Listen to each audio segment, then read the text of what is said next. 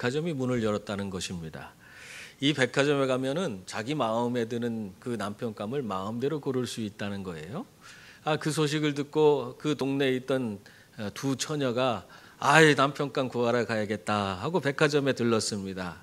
백화점에 들렀는데 규정이 하나 있더라고요. 그 규정이 뭐냐면 다시 자기가 간 층에서 다른 층으로 갔으면은 다시 그 층으로는 돌아올 수 없다는 거였어요. 그래서 알겠다고 하고 백화점에 가서 남편감을 고르는데 1층에 갔더니 글쎄 직업도 좋고 아이에게도 친절한, 아이를 잘 돌보는 그런 남자들이 진열되어 있었습니다. 그러니까 남편감 괜찮네 생각하고 2층으로 갔어요. 2층에 갔더니 거기 가니까 이번에는 돈도 잘 벌고 아이들도 좋아하고 아주 잘생긴 그런 남편감들이 쫙 있는 거예요. 그러니까 마음에 흡족해요. 그러면 3층에 가면 더 좋은 사람들이 있지 않을까 그런 생각이 들었어요. 그래서 3층으로 올라갔습니다. 정말 아니나 다를까 3층에 가니까 돈도 잘 벌고 아이도 좋아하고 아주 잘생겼고 그리고 나서 또 집안일까지도 잘 도와주는 그런 남편들 여기도 계시죠? 그런 남편들이 있는 거예요. 남편감이. 그러니까 좋다. 그러면 4층에 가면 더 좋겠지 하고 4층으로 올라갔어요. 그러니까 4층 가니까 거기 가니까 정말 더 좋아요. 돈도 잘 벌고 아이도 좋아하고 잘생겼고 그리고 집안일도 잘 도와주고 그리고 남편감들이 아주 로맨틱해. 그러니까 이 여자분들이 이 처녀들이 그냥 뿅 갔어요. 그런데도 만족하지 못하고 5층에 가면 어떤 남자들이 있을까? 어떤 남편감들이 있을까? 막 기대가 되는 거예요. 그래서 거기서 어떤 남편감 선택하지 못하고 5층으로 올라갔습니다. 근데 5층으로 올라가는데 5층에 가니까 아무것도 없어요. 그리고 안내문이 딱 하나 쓰여져 있는 거예요. 뭐라고 되어 있냐면 5층은 비어있음, 만족을 모르는 당신, 출구는 왼편에 있으니 계단을 따라 쏜살같이 내려가기 바랍니다. 이렇게 쓰여 있었대요. 여러분, 참 사람의 욕심이라는 것이 끝도 없어요. 여러분의 욕심은 끝이 있습니까? 참 어떻게 보면은 우리의 욕심이라는 것이 그냥 만족을 모르고 그냥 계속 달려가는 것 같습니다. 이러한 모습이 오늘 말씀에서도 드러나고 있어요. 이 오병이어를 경험한 그런 사람들이 그냥 예수님 붙들기 위해서 다음 날이 됐는데 이튿날 밤을 꼴딱 세우고 다음 날이 되었는데도 계속해서 예수님을 찾고 있는 것입니다. 자신들의 욕망을 채워줄 분이, 자신들의 먹고 사는 삶의 문제를 해결해 줄 수 있는 분이 예수님이시기 때문에 그 예수님 그냥 어떻게 해서든지 찾아서 자기의 욕구를 채우기 위해서, 이 땅에서 좀 잘 먹고 잘 살기 위해서 그렇게 애를 쓰고 있는 것입니다. 여러분, 예수님이 전해준 천국 복음에는 이들이 관심이 없어요. 그 벳세다 언덕에서 오병이어의 기적을 전하기 전에 이미 하나님의 말씀을 그들에게 막 전해줬어요. 천국 복음을 전해줬어요. 그래서 그걸 믿고 그 영적인 세계를 깨닫고 그 예수 믿고 구원받아 영생 얻는 그런 삶으로 나아가는 것이 아니라 이 사람들은 오병이어의 기적에만 꽂혀서 그것이 자신의 먹고 사는 문제, 자신의 자기의 육체적인 그런 욕구를 해결해 줄 수 있는, 그 욕망을 채워줄 수 있는 그런 일이라고 생각하고 그것을 행하신 예수님 그분만 붙들면은 어떻게 해서든지 내가 잘 먹고 잘 살리라 한 그런 생각을 갖고 예수님만 찾고 있는 거예요. 천국 복음은 관심이 없어. 오늘 22절 말씀 보세요. 거기 보면은 이튿날 바다 건너편에 서 있던 무리가 배 한 척에 다른 배가 거기 없는 것과 또 어제 예수께서 제자들과 함께 그 배에 오르지 아니하시고 제자들만 가는 것을 보았더니, 여러분 이 사람들이요 어제 분명히 보았다는 거예요. 뭘 봤습니까? 배가 한 척밖에 없었다는 것을 봤습니다. 그런데 그 배에 예수님이 분명히 타지 않았다는 거예요. 예수님이 타고 갔으면은 이 사람들도 예수님이 건너편으로 건너갔구나 생각하고 그쪽으로 가겠는데 예수님이 타지 않는 것을 보았기 때문에 그래서 이 사람들은 밤새도록 그 오병이어의 기적이 베풀어준 그 벳세다 언덕에서 예수님을 기다리고 있었던 거예요. 그런데도 예수님을 이들은 만날 수 없었습니다. 그러자 어떻게 했습니까? 23절 24절 보니까 그러나 디베랴에서 배들이 주께서 축사하신 후 여럿이 떡 먹던 그곳에 가까이 왔더라. 무리가 거기에 예수도 안 계시고 제자들도 없음을 보고 곧 배들을 타고 예수를 찾으러 가버나움으로 갔다. 그렇게 기록하고 있습니다. 예수님 만날 수 없으니까 이들이 디베랴에서 아침이 되니까 배들이 건너온 거예요. 벳세다로. 그러니까 그 배를 얻어 타고 어디로 갔어요? 제자들이 건너간 가버나움 지역으로 그들이 따라서 가버나움으로 건너갔다 하는 것입니다. 왜 이런 열심을 보이고 있는 겁니까? 참 어떻게 보면 밤새도록 찾다가 없으면은 그냥 집에 좀 돌아가지. 그렇지 않아요. 이 사람들은 집에 돌아갈 생각이 없어요. 왜? 자신들의 이 먹고 사는 문제를 해결해 줄 수 있는 사람을 만났기 때문에 예수님만 붙들면은 내가 먹고 사는 문제 다 해결되는데 내 눈앞에 있는 그 떡을 놓고 내가 어떻게 갈 수 있냐? 갈 수 없다는 거예요. 그래서 지금 이 사람들이 다음 날이 됐음에도 그냥 예수님을 찾으러 가버나움으로 배를 벳세다에서 온 이 디베랴에서 온 배를 타고 가버나움으로 건너가고 있는 것입니다. 여러분, 사람들은요 이렇게 자기 자신의 유익을 위해서라면 정말 어떻게 보면 물불을 가리지 않고 달려드는 그런 경향이 있습니다. 근데 그렇게 내가 물불 가리지 않고 열심을 내서 그렇게 예수님 찾지만은 여기서는 그래도 예수님을 찾았지만은 우리가 추구하는 세상적인 것을 그걸 내가 정말 내 유익을 위해서 물불 가리지 않고 그 일에 내가 매달렸는데 그것이 내 삶에 그것이 유익한 것이 아니라 오히려 그것이 독이 된다고 한다면 여러분 어떡하겠습니까?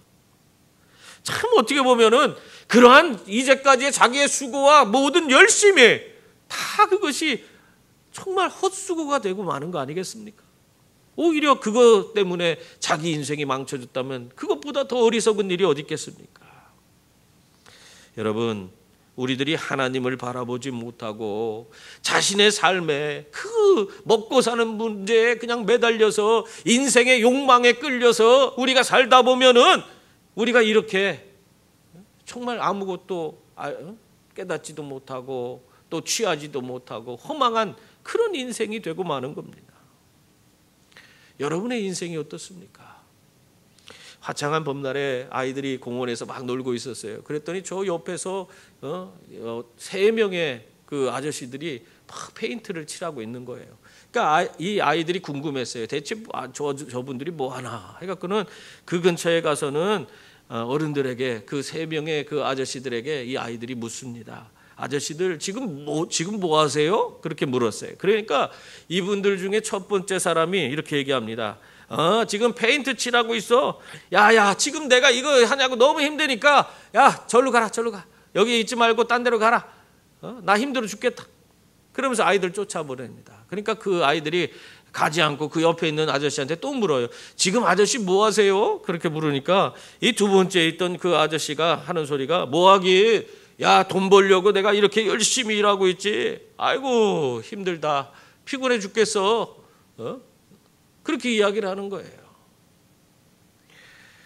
여러분, 자신의 삶에 매몰되어서 그저 먹고 살기 위해서 전전긍긍하며 사는 사람들의 모습이 이런 모습이에요.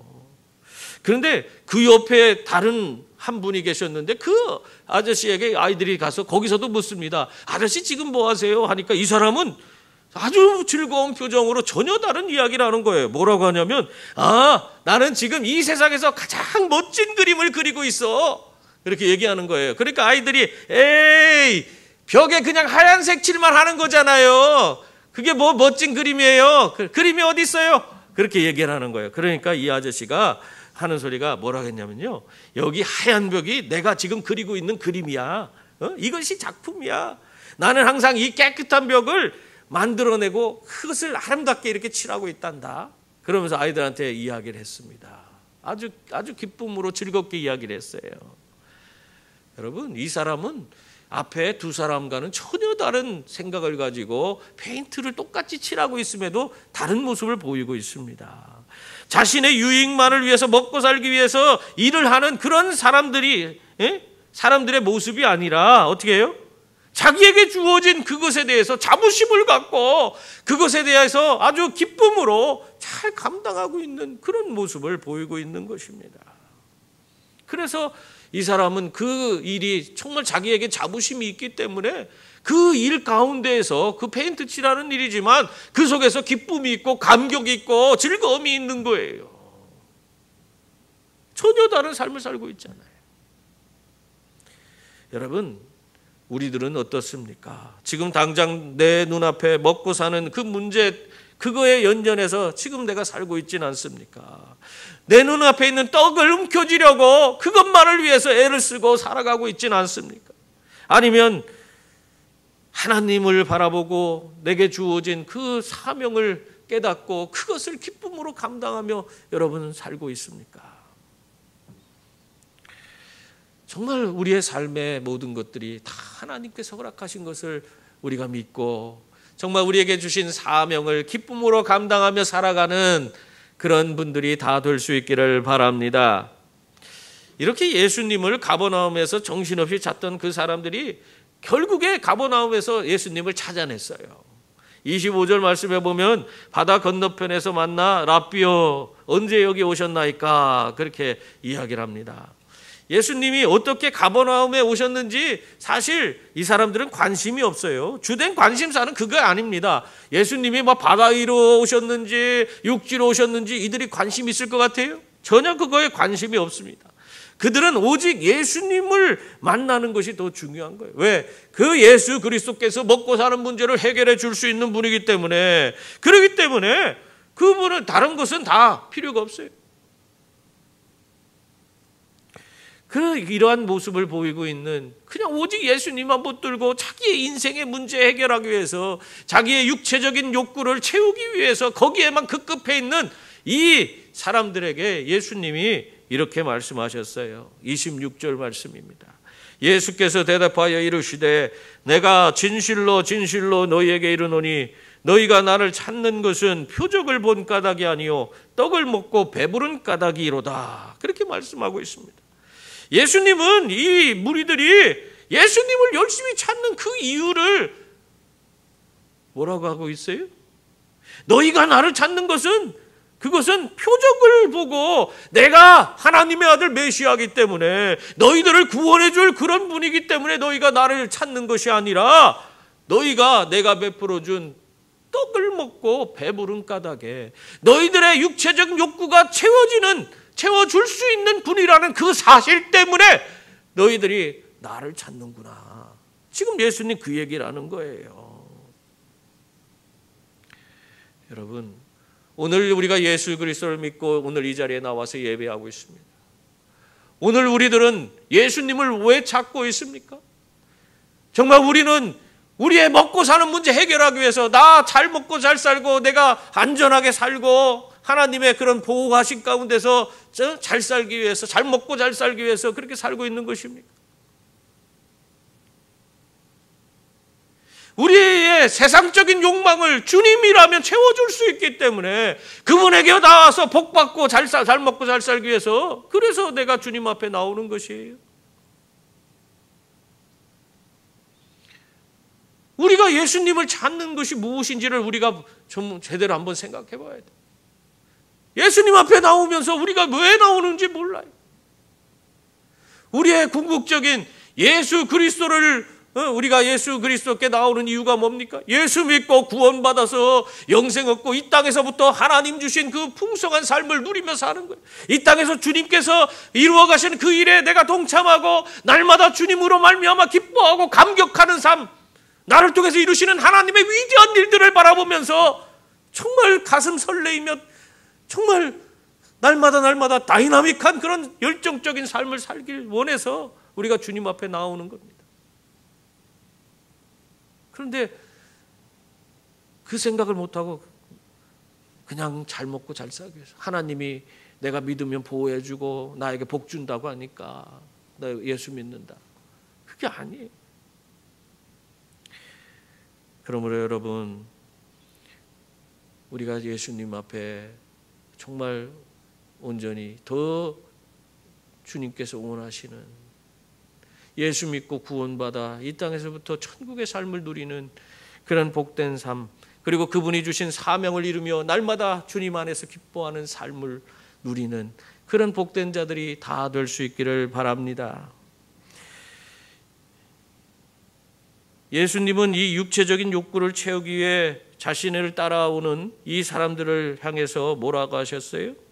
안타까운 심정으로 27절 말씀 보세요. 거기 보면은 썩을 양식을 위하여 일하지 말고 영생하도록 있는 양식을 위하여 하라. 이 양식은 인자가 너희에게 주리니 인자는 아버지 하나님께서 인치신 자니라. 그렇게 말씀하고 있습니다. 세상에서 썩어질 것을 위해 열심 내지 말고 영원한 것, 우리들에게 구원과 영생과 천국을 주는 양식을 위해서 열심을 내고 살으라고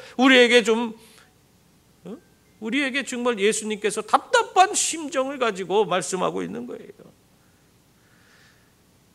그런데 사실 예수님을 따르는 그 많은 사람들 가운데에는 썩어질 것에는 목숨을 걸고 그냥 그걸 움켜쥐려고 악을 쓰며 달려들지만은, 생각해 보세요. 우리가 먹고 사는 문제에 대해서 얼마나 민감합니까? 그거에 대해서는 우리가 얼마든지 움켜쥐려고 하면서 정말 하나님 앞에 나아가는 것도 다 제껴놓고 어떻게든지 세상에 나가서 그냥 모든 것을 다 움켜쥐려는 그 욕망을 갖고 욕심을 갖고 우리가 살아가지만, 우리가 영적인 것을 취하기 위해서는 어떻게 합니까? 그만한 관심이 없어요.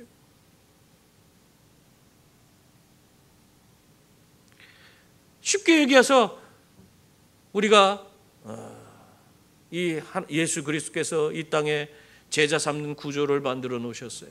그래서 그 구조를 흉내내서 세상 사람들이 다단계를 만들었어요. 그래갖고 다단계를 통해서 그들은 뭘 취합니까? 그 단계가 높아지면 높아질수록 많은 이득을 취하는 거예요. 그러니까 그런 물질적인 이득이 있으니까 다단계에 빠진 사람들이 헤어나오지 못하고 점점 더 거기에서 깊은 수렁에 빠지는 거예요.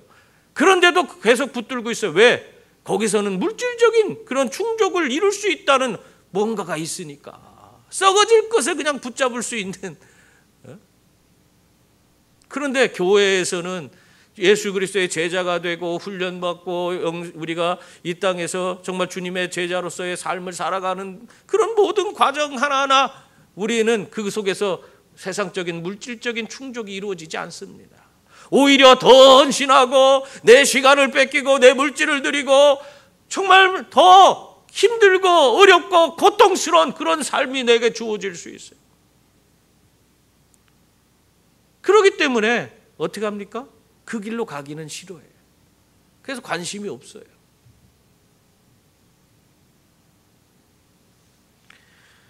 여러분, 주님은 우리에게 영생의 양식을 위하여 일하라고 분명히 말씀하고 있습니다. 영생하도록 있는 양식, 이 영생의 양식이 무엇입니까? 다른 게 아니에요. 바로 예수 그리스도께서 주시는 구원과 영생과 천국입니다. 그분이 주시는 풍성한 삶의 실체예요. 우리가 주님과 온전히 하나 되어서 정말 하나님의 위대한 일에 동참하고 하나님과 우리가 온전히 정말 그분을 내 안에서, 내가 그분 안에 있으면서 온전히 그분과 하나 되는 삶, 하나님을 우리가 온전히 알고 살아가는 그 삶으로 우리를 인도해 주시는 거예요. 이러한 구원의 삶, 이 영생의 삶, 풍성한 그 삶의 실체는 바로 예수 그리스도께서 우리에게 주시는 것입니다. 우리가 노력한다고 그것을 얻을 수 있어요? 우리가 우리의 노력으로 그것을 얻을 수 없어요. 오직 예수 그리스도로 말미암아 우리에게 주어지는 것입니다. 그래서 예수님 외에는 다른 방법이 없어요. 예수 그리스도께서만 우리에게 주시는 것이기 때문에, 우리의 구원과 영생과 천국은 예수님만 주시는 거기 때문에 다른 데를 쳐다볼 이유도 없습니다. 그러므로 예수님 외에는 우리를 구원할 분이 없다는 사실을 믿을 수 있기를 바랍니다. 예수님을 나의 구주, 나의 하나님으로 믿고 그분을 모시고 살아가는 분들이 다 될 수 있기를 바랍니다. 모든 삶을 다 주님께 맡기고 주님께서 다스리고 인도하시도록 나를 내어드리는 분들이 다 될 수 있기를 바랍니다. 그래서 주님의 인도하시는 대로 나아가서 영생의 양식을 그것을 받아 누리는 우리 모두가 될 수 있기를 바랍니다. 예수님께서 이 육체적 욕망을 따라 나온 그 무리들에게 뭐라고 하셨어요? 이 썩어질 양식을 위해 일하지 말고 영생의 양식을 위해 일하라고 그러면서 책망하셨어요. 그렇게 책망하니까 이 무리들이 뭐라고 합니까? 그들이 묻되 우리가 어떻게 하여야 하나님의 일을 하오리까? 이렇게 물어요. 이 질문에 예수님께서 대답하십니다. 어떻게 해야지 하나님 일을 하십니까?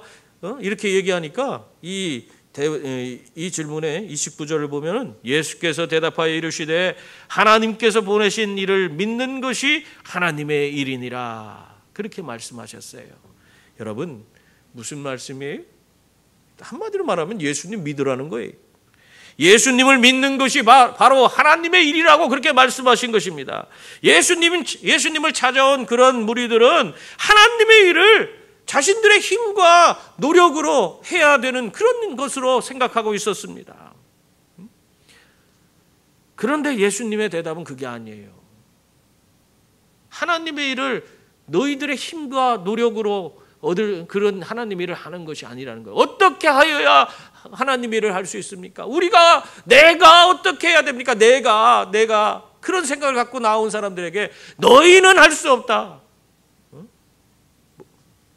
그냥 하나님의 일은 다른 게 아니다. 너희들이 뭘 하는 것이 아니라 예수님을 믿는 것이다. 그렇게 말씀하셨습니다. 오늘날 우리들은 어떻습니까? 우리들도 하나님의 일을 내가 어떻게 해야 하는 그런 일로 여기고 있습니다. 내가 애쓰고 많은 공을 들여야 하나님의 일을 할 수 있다고 그렇게 생각을 해요. 그래서 내가 우리 교회 학교도 봉사하고 내가 성가대도 하고 내가 찬양팀도 하고 내가 주방 봉사도 하고 그렇게 하는 것이 내가 그렇게 주님을 위해서 하는 것이 그것이 바로 하나님의 일이라고 생각합니다. 근데 예수님은 그게 아니라고 말씀하는 거예요. 예수님은 하나님의 일은 내가 어떻게 하는 것이 아니라 한마디로 말하자면 내 노력이나 수고가 필요 없다. 그 말씀을 하고 있어요. 예수님을 그냥 믿는 것이 하나님의 일이라고 말하고 있는 거예요. 여러분, 우리가 신앙생활하면서 내가 하나님을 위해서 살겠습니다. 우리가 그런 얘기를 많이 해요. 물론 그 의도나 취지를 우리가 다 이해할 수 있습니다. 근데 우리가 하나님을 위할 수 있어요? 여러분 한번 생각해 보세요. 여러분이 하나님을 위해 줄 수 있어요? 하나님이 뭐가 부족해서 여러분의 도움이 필요하고 여러분이 위해 줘야지만 하나님이 하나님다워지는 겁니까? 하나님은 전능하신 하나님이에요. 그분에겐 부족함이 없습니다. 여러분이 뭔가를 위해 드릴 수가 없어요. 하나님은 우리를 위해 계신 분이에요. 거꾸로 하나님께서는 우리를 위해 존재하시고 우리를 위해서 희생하시고 우리를 위해서 그 아낌없이 그 아들 독생자 예수 그리스도까지도 내어주신 분이에요. 하나님이 우리를 위해 존재하시는 거지 우리가 하나님을 위해 존재하는 게 아니에요.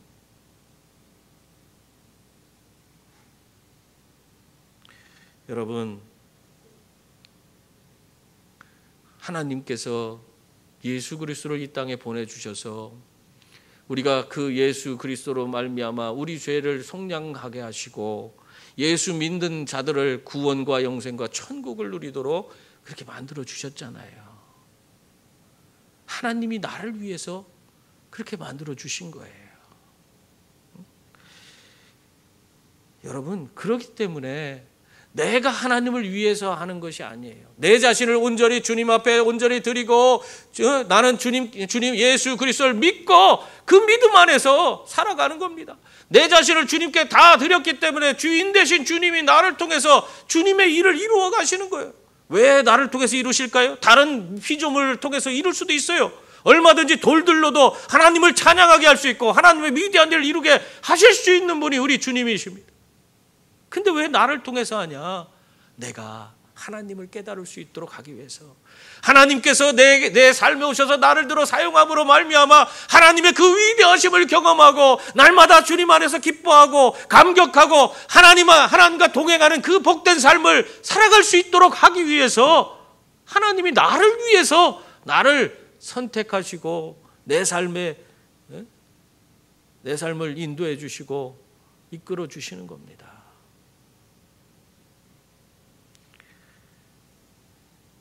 여러분, 그러므로 우리들은 하나님으로 말미암아 기뻐하고 날마다 감격하며 살아갈 수 있는 분들이 다 될 수 있기를 바랍니다. 내 자신을 예수님께 온전히 다 맡기고 예수 그리스도를 온전히 믿음으로 그분을 내 삶의 중심에 모셔드리고 살아가셔서 정말 하나님의 일을, 예수 믿는 것이 하나님의 일이다 하는 그 말씀대로 우리가 예수님을 믿고 하나님이 주시는 그 풍성한 은혜를 우리가 누리며 사는 복된 자들이 다 될 수 있기를 바랍니다. 예수님이 이렇게 예수님에 대해서 믿으라고 하니까 이 떡을 찾아 나온 이 무리들이 뭐라고 합니까? 뭘 보여달라고 하죠? 30절 31절 보세요. 그들이 묻되 그러면 우리가 보고 당신을 믿도록 행하시는 표적이 무엇이니까, 하시는 일이 무엇이니까, 기록된 바 하늘에서 그들에게 떡을 주어 먹게 하였다 함과 같이 우리 조상들은 광야에서 만나를 먹었나이다. 그렇게 말했습니다. 당신을 믿을 만한 그런 근거를, 표적을 보여달라. 지금 그 말씀을 하고 있는 거예요. 참 이 사람들은 표적 좋아합니다. 오늘날 우리들도 표적 좋아하죠. 뭔가 근거 있어? 보여줘. 나한테 보여주면 내가 믿지. 이런 얘기 많이 들었을 거예요. 지금 유대인들이 예수님이 나를 믿으라 그렇게 얘기하니까 믿을 만한 근거, 표적을 보여달라. 우리 조상들은 광야에서 그 표적을 봤는데 만나를 내려서 모세 통해서 만나를 내려주셔서 그들이 만나 먹고 살았다. 그래서 우리가 하나님도 믿고 묘세도 믿을 수 있었다. 너도 뭔가 만나와 같은 표적을 보여달라.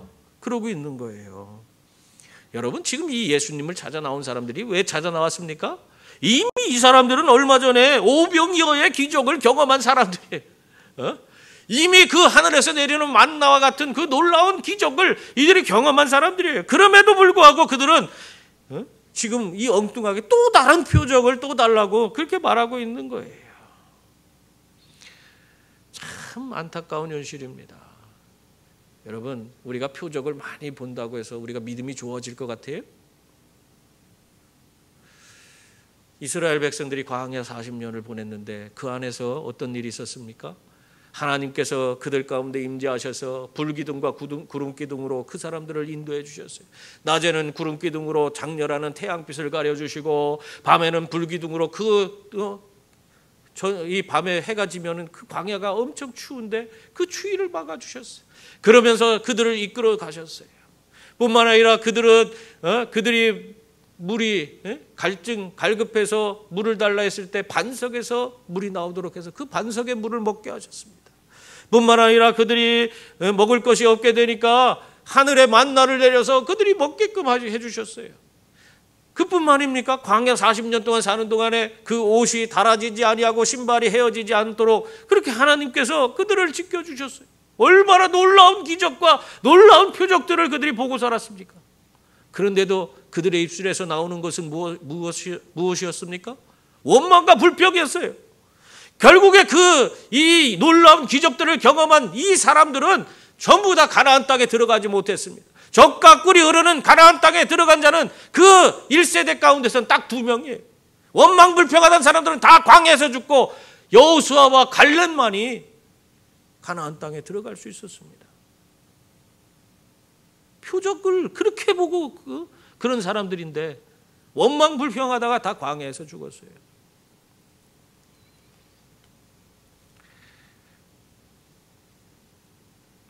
지금 그런 사람들이, 그 후손들이 지금 뭐 하는 거예요? 계속해서 지금 표적을 구하고 있어요. 그래야지 믿겠다고 하고 있는 거예요. 자신들의 육체적인 욕망을 놓지 못하고 그걸 채우기 위한 그 생각만 있어가서 그런 생각밖에 하지 못하고 있는 겁니다. 여러분, 예수님께서도 이 땅에 오셔서 공생애 동안 많은 표적을 보이셨는데 그것을 가장 많이 보이신 지역이 어딘지 아십니까? 고라신하고 벳세다입니다. 오병이어 기적이 벳세다에 있었죠. 고라신하고 벳세다예요. 그런데 이 고라신하고 벳세다에서 예수님을 사람들이 가장 많이 믿었습니까? 그렇지 않습니다. 이들은 예수님의 그 위대한 표적을 보고도 믿지 않았어요. 그래서 예수님이 오직 답답했으면은 화 있을진저 고라시나, 화 있을진저 벳세다야. 그들을 저주했습니다. 표적을 보여줬어도 믿지 아니하는 고라신과 벳세다를 저주하셨어요. 여러분, 그러므로 표적만을 구하는 어리석은 자들이 되지 마세요.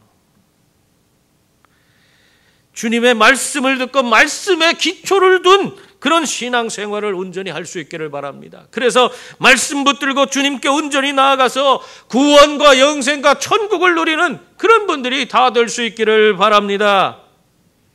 이렇게 표적을 구하는 자들에게 예수님께서 모세가 하늘로부터 떡을 준 것이 아니라 하나님께서 참떡을 주셨는데 바로 그것이 세상에 생명을 주는 떡이라고 그렇게 말씀하셨습니다. 32절 33절 말씀이에요.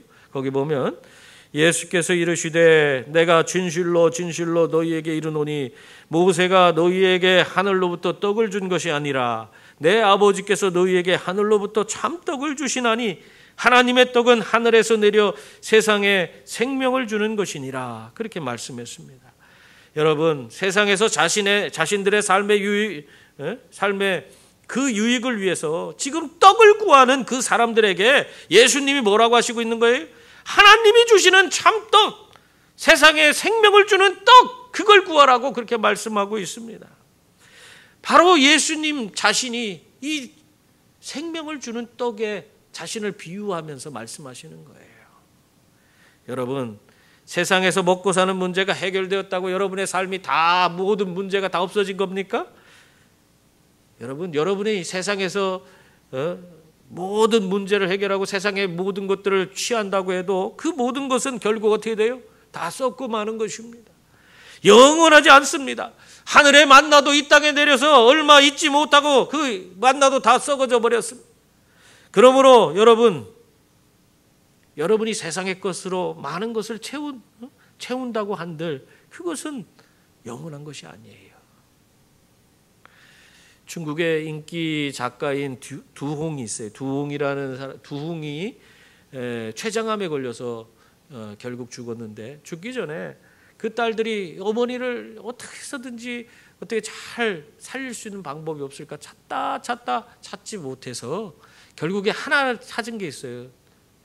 죽은 시체를 보관하는 거. 그래서 나중에 먼 미래에 죽은 사람도 살릴 수 있는 기술이 개발되면 그러면 그때 살릴 수 있도록 냉동하는 그런 기관이 있어요. 그것을 알아두고 1억여 원이 넘는 그 비용을 들이고 그 자기 어머니 시체를 냉동시켰습니다. 참 사람들이 미련해요. 만약에 거기에서 우리 세포를 통해서 복제를 한다고 해도 그게 자신입니까? 다른 사람이 되는 거예요. 같은 사람일 수가 없습니다.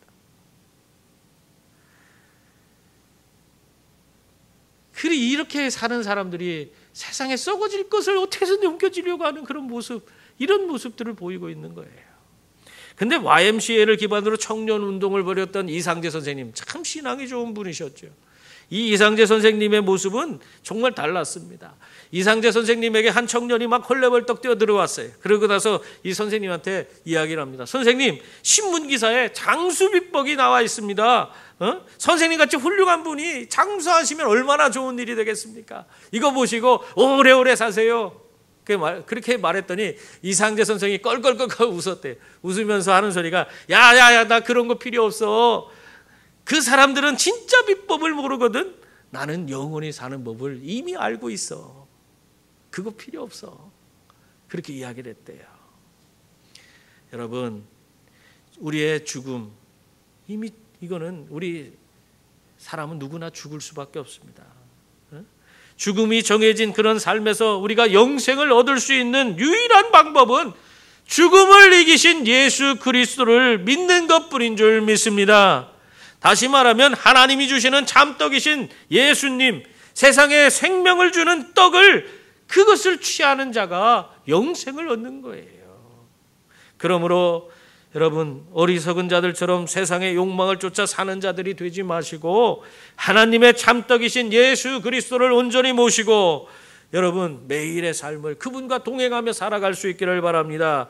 그러면 길과 진리요 생명이신 우리 주님께서 바로 우리에게 구원과 영생과 천국을 허락해 주실 줄 믿습니다. 우리가 그러한 삶을 통해 세상을 이기고 승리하시길 주님의 이름으로 축원합니다. 기도하겠습니다.